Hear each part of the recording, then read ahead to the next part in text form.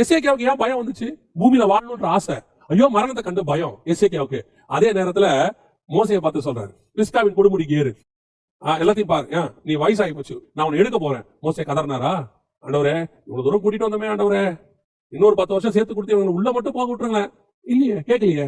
ஆரோனை பார்த்து சொல்றாரு, ஆரோன் வஸ்திரத்தை எடுத்து அவன் மகனாகிய எலியாசர் மேல போடு, அவன் இந்த மலையில மறிக்க போகிறான். ஆரோன் கதறினானா? ஐயோ ஆண்டவரே என்ன இப்படி சொல்றீங்க? இல்ல, அவர்கள் ரெடியாக இருந்தார்கள்.